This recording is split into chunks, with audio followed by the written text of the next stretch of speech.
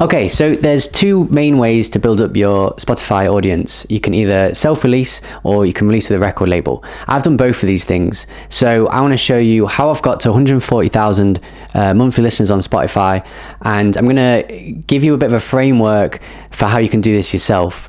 I'm going to talk about a couple of things that you might not have heard about in terms of working with record labels, and I'm just hopefully going to bring you some clarity. That's what I'm trying to do today. So let's start with record labels. The main way I built up this following was through getting my music signed to a really good record label, and my streams have gone up. My last two songs have reached over 100,000 streams, and my monthly listeners grew with that as well. So you might be thinking, you got some good streams, so what? You might not earn much money from that. You're not going to build in a huge audience off that. But the interesting things about that I've recently discovered is, one, you never know who's listening to your music.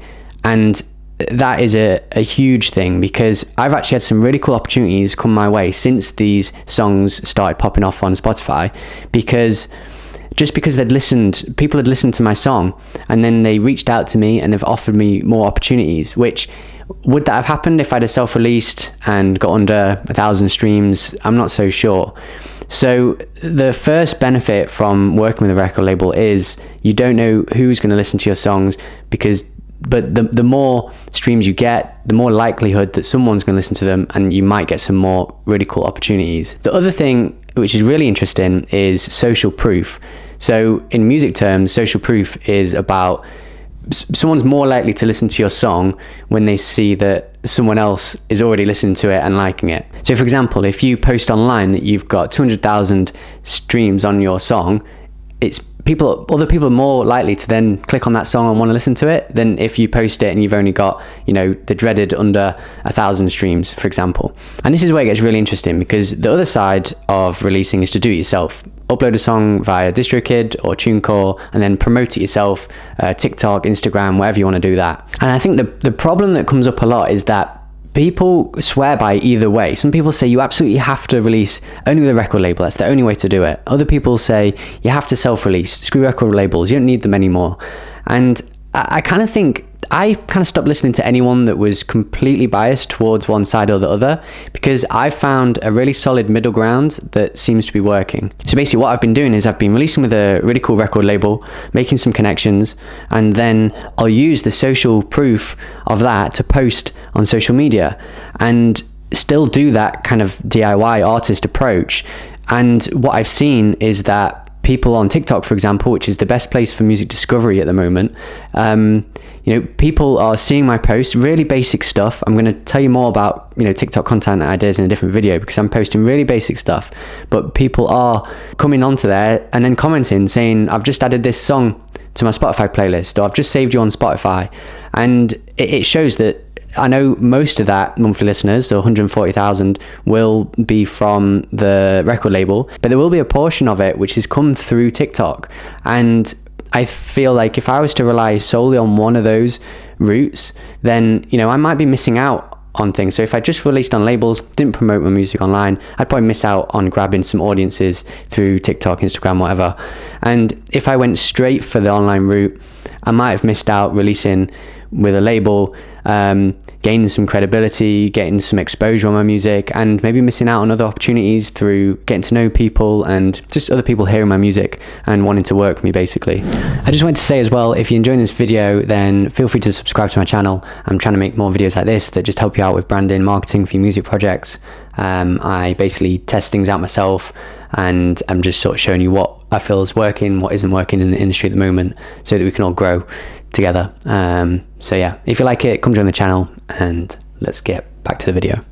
So what I'd say at the moment for small artists, what seems to be working, and it's been working for me, is to do a hybrid approach, a bit of both. I'd still send my music off to record labels. I'd love to get them signed. Opportunities come through that route, but I'm not going to stop posting on social media just like any other DIY artist, because you want to get the best of both worlds, really. And labels love it if you're doing well on social media as well. They might even push your music even more and get more people listening. And I think one of the biggest arguments between self-releasing and labels that you hear online is around money.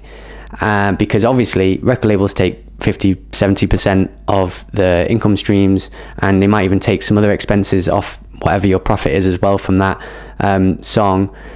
Compared to self-releasing, you can keep 100% of the income, and yeah, if you're getting loads and loads of streams and you're doing it all self-releasing, then you'll probably be able to earn some more money that way.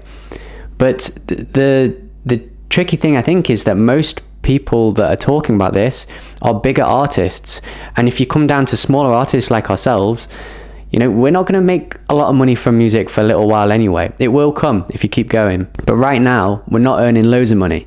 So if you kind of take the financial side out of the equation, it becomes a lot simpler, because the labels, you're not expecting loads of money from them, but if you self-release, because you're probably not going to get loads and loads of streams at the moment unless you get a viral song, it takes time to build up. You're probably not going to earn loads of money from that either. So take money out of the equation for the time being and just focus more on building up an audience, getting exposure, and you can do that in multiple different ways.